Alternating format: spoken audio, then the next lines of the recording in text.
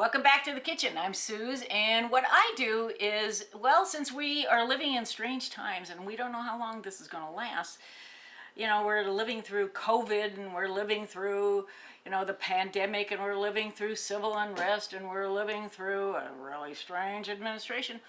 I shouldn't have said that, right? I'm not politically correct. But anyway, we're living through strange times. What I try to do is make dishes that you can make at home, usually with pantry food or something you already have. I don't want you to run out and have to buy a whole bunch of ingredients. That's defeating. You won't do that. I don't do that. I make stuff that I have. So I've been using canned food. I don't tell anybody. I can teach you how to jack it up too, so nobody will know the difference. Frozen vegetables, repurposing food. In other words, I can make a leftover look really good, but I don't eat leftovers, by the way. My mother poisoned us as children. So I generally I'll make leftover repurposed food. It sounds better, for the family, and they'll eat that. But I want to make things that you can make and be successful in cooking and not go to a whole lot of trouble, because if it's going to be a lot of work, you're not going to do it. I'm not going to do it. So anyway, today I made an appetizer that you can make. 3 ingredients. This is it. And you don't have to do anything. I start with a container of Parmigiano Reggiano shaved cheese. Now, I got this at the local Trader Joe's, but you can buy it anywhere in any grocery store. It's easily available these days. I use this on my Caesar salad, so it's not a one-time shot.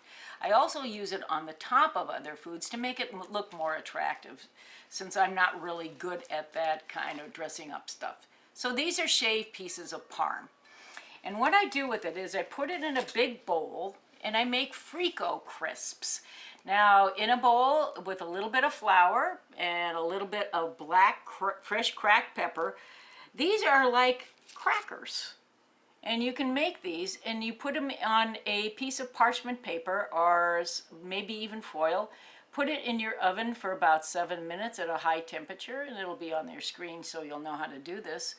And what they do is they melt into this. You can see through them. It's kind of look like Swiss cheese. And these are great. You can mold them. In fact, I can mold them over like a cupcake bottom of a cupcake pan and make it into a little basket when they're hot out of the oven.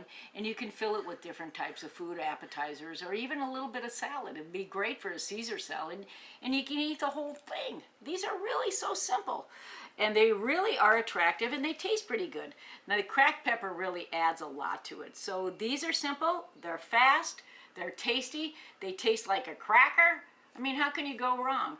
Oh, and also another thing you can do, you can take like a dowel, like a large piece of wood or anything like that, maybe even a wooden spoon on the handle, and just wrap it around that when it's warm, almost like a cannoli cone. And then you can stuff that also with other, I stuff it with goat cheese and other types of fresh herbs.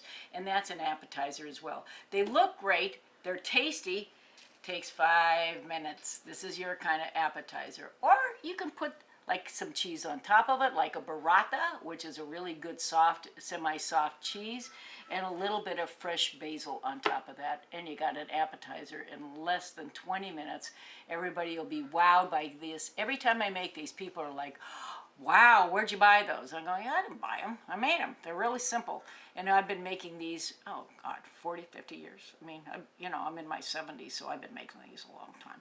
And they're tasty too. So they're, again, called Frico Crisps. In other words, it's very crispy, but Frico is fried in Italian. So again, these are simple. You can do these quickly. So enjoy. Mangia! We'll see you soon.